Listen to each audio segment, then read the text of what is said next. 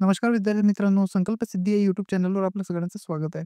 आजच्या व्हिडिओमध्ये आपण शेड्यूल आणि पार्ट्सच्या बद्दल डिस्कस करणार आहोत. आता बघा, शेड्यूल आणि पार्ट्सला आठवण ठेवण्यासाठी काही ट्रिक्स आहे, ते मी या व्हिडिओमध्ये तुम्हाला सांगणार आहे.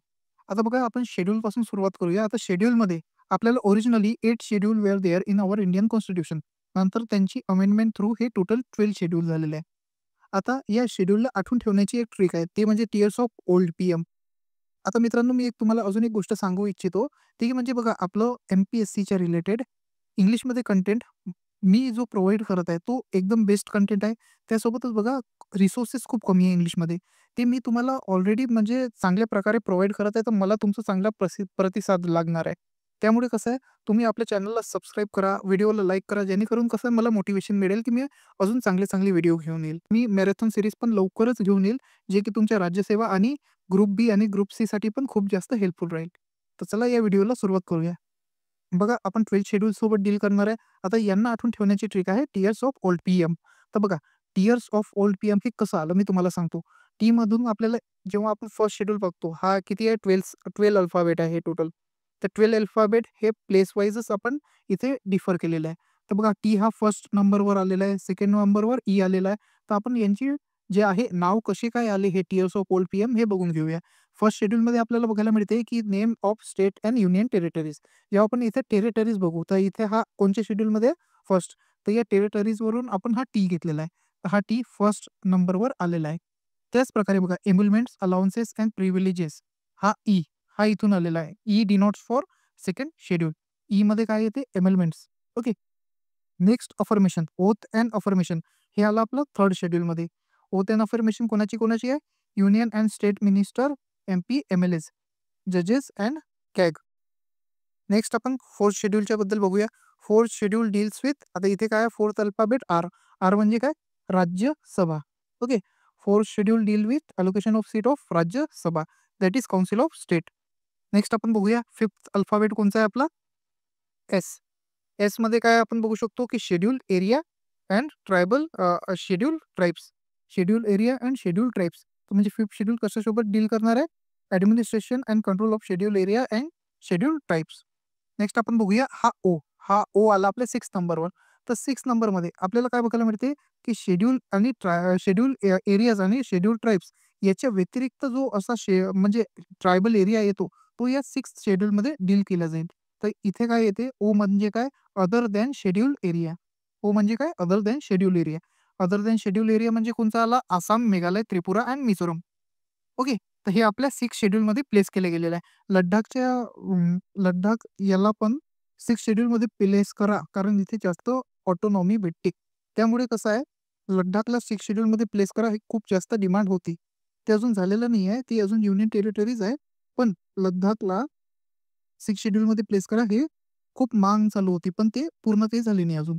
नेक्स्ट आपण बघू शकतो, की 7 शेड्यूल. 7 शेड्यूलमध्ये काय आहे, एफ. एफवरून काय येते, फेडरेशन. फेडरेशन म्हणजे काय, युनियन, स्टेट आणि कन्करंट. तर या 7 शेड्यूलमध्ये आपल्याला काय बघायला मिळते, लिस्ट बघायला मिळते. युनियन, स्टेट आणि concurrent list with respect to subject of legislation. Next आपल्याला 8 शेड्यूल बघायला मिळतो. त्याच्यात काय बघू राहिलो आपण, 8 अल्फाबेटमध्ये, की ओ. ओ म्हणजे काय, ऑफिशियल लँग्वेज म्हणजे रिकॉग्नाइज्ड लँग्वेज. 8 शेड्यूलमध्ये काय येईल, ऑफिशियल लँग्वेज म्हणजे की रिकॉग्नाइज्ड लँग्वेज. नेक्स्ट आपण बघूया, एल. आता जो एल आहे, हा डिनोट करतो लँडला. आता हा जो लँड सब्जेक्ट आहे, तो 9 शेड्यूलमध्ये प्लेस केला गेला होता. कारण 9 शेड्यूलला अशा प्रकारे डिझाइन केलं गेलं होतं, की तो ज्युडिशियल रिव्ह्यू असते ना, तो या 9 शेड्यूलवर कामच नाही करेल.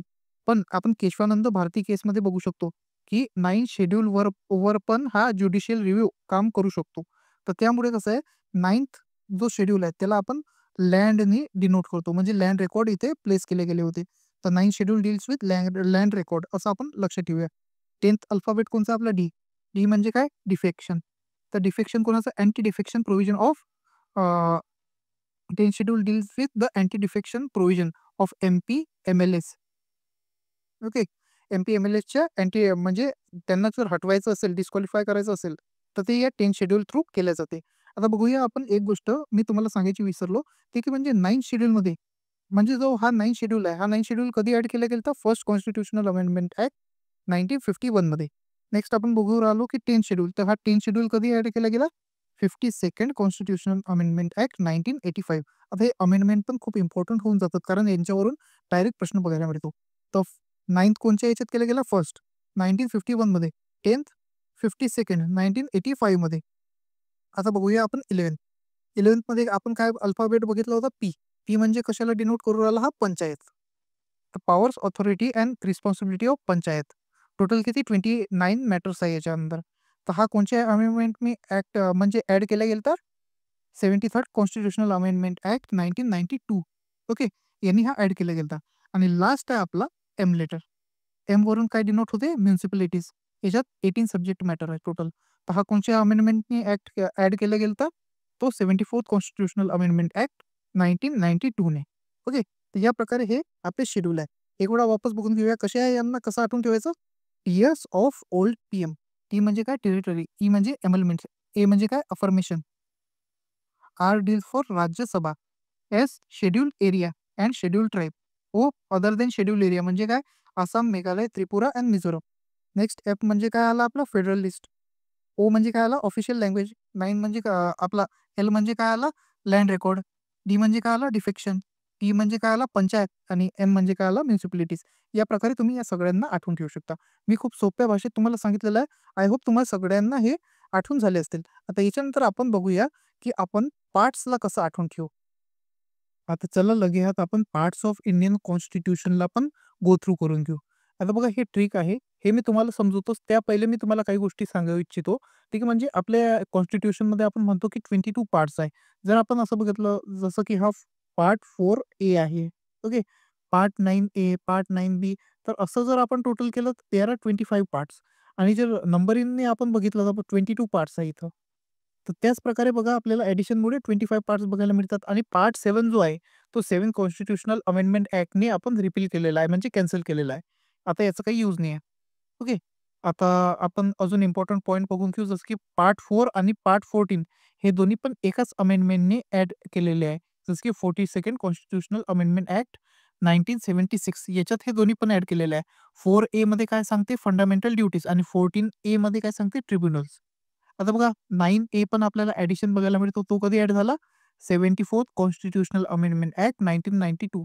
आणि जो 9B आहे तो कधी ॲड झाला? 97 कॉन्स्टिट्यूशनल अमेंडमेंट ॲक्ट 2011. आता बघा हे 2 खूप इम्पॉर्टंट अमेंडमेंट आहे आणि हे डिसेंट्रलायझेशन ऑफ पॉवरला पण डिनोट करतात. त्यामुळे यांच्यावरून आपल्याला प्रश्न वारंवार बघायला मिळतो. आता आपण ट्रिक बघून घेऊया कशी आहे. यू म्हणजे काय? Union and its territory. कॅनचा सी. हे जे म्हणजे बोल्ड टेक्स्टमध्ये मोठे अल्फाबेट आहे ना, अप्पर केसमधले जे अल्फाबेट आहे, त्याच्यावरून आपली ट्रिक आहे.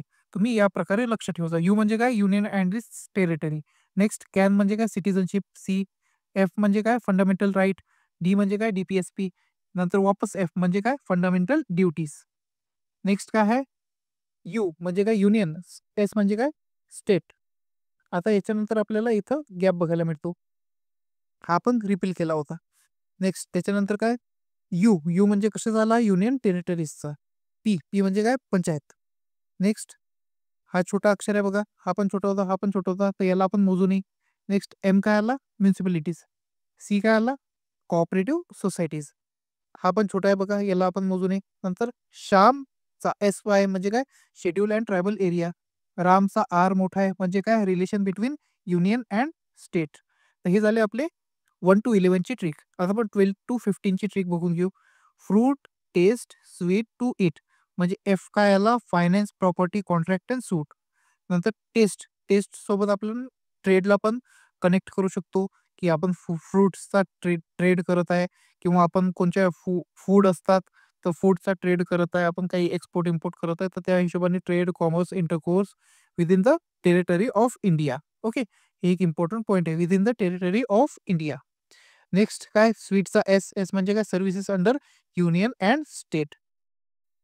त्याच्यानंतर टी मोठा पाहिजे. सॉरी, हा टी मोठा पाहिजे. टी वरून काय येईल? आपलं ट्रिब्युनल्स. आणि ईटचा तर तो म्हणजे काय येईल ना? आपला इलेक्शन. ओके, इलेक्शन येईल आपला. आता हे झाले आपले 12 to 15 ची. आता नेक्स्ट आपण बघूया 16 to 22 ची ट्रिक आहे. Sohan only eat Maggi as a tasty snack.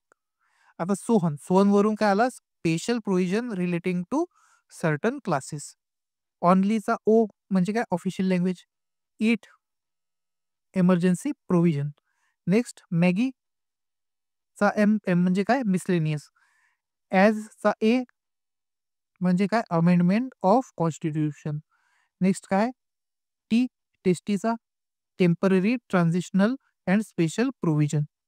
आणि नंतर काय? लास्ट स्नॅक्सवरून काय ते शेवटचा short title commencement authoritative text in Hindi and रिपील्स. तर हे काही आपले ट्रिक्स आहे ज्याने आपण पार्ट्सला आठवून ठेवू शकतो. कसे? 1 to 11 you can fly directly from US to UP to meet child of Shyam and Ram. हे झालं आपलं कशाची? 1 to 11. याच्यातला जो 7 कॉन्स्टिट्यूशनल अमेंडमेंट ऍक्ट आहे तो म्हणजे जो 7 पार्ट आहे तो 7 कॉन्स्टिट्यूशनल अमेंडमेंट ऍक्टने आपण रिपील केला होता. नेक्स्ट 12 to 15 मध्ये काय आहे? Fruit taste sweet to eat. Okay. आता याच्यात आपण 14A ऍड केलेला आहे. याच्यात काय आहे? 9AB आणि 4A. नेक्स्ट काय आहे? 16 to 22 मध्ये Sohan only eat Maggi as a tasty snack. Okay. तर खूप इझी ट्रिक आहे हे आणि खूप सोपी म्हणजे प्रकारे मी तुम्हाला समजवण्याचा प्रयत्न केला. आणि बघा याच्यात मी तुम्हाला हे पण सांगितलं की 4 आहे तर 14A पण आहे. 4A आहे तर 14A पण आहे. त्याच्यासोबतच 9A आणि B पण आहे. 9A आणि 9B पण आहे. तर अशा प्रकारे हे अमेंडमेंट पण तुम्हाला लक्षात आलेच असतील. आय होप हा व्हिडिओ तुमच्यासाठी खूप इन्फॉर्मेटिव्ह राहिला असेल आणि याची तुम्हाला खूप मदत होईल एक्झामिनेशनमध्ये. आता बघा खूप कमी दिवस राहिलेले आहे. या गोष्टींच्या थ्रूच तुम्ही जे एक्झामिनेशन आहे ते पास करू शकता आणि भरभरून यश मिळवू शकता. तुमच्या सगळ्यांच्या एक्झामिनेशनसाठी ऑल द बेस्ट मित्रांनो. आणि आपल्या चॅनलला असंच लाईक आणि सबस्क्राईब करत राहा जेणेकरून मी असे वारंवार व्हिडिओ घेऊन येईल आणि तुमची जे पण माझ्याकडून हेल्प होऊ शकेल मी ती हेल्प करण्याचा पूर्ण प्रयत्न करेल. आय होप तुम्हा सगळ्यांना आवडला असेल. तर या व्हिडिओला जरूर लाईक करा आणि आपल्या चॅनलला सबस्क्राईब करा. चला भेटूया आपल्या नेक्स्ट व्हिडिओ.